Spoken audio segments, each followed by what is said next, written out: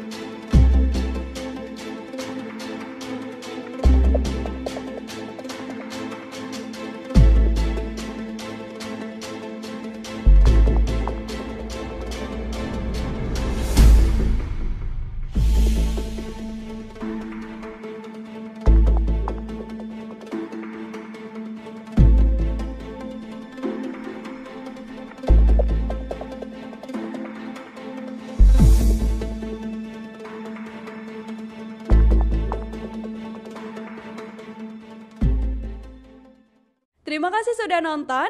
Jangan lupa like, subscribe, dan share ya.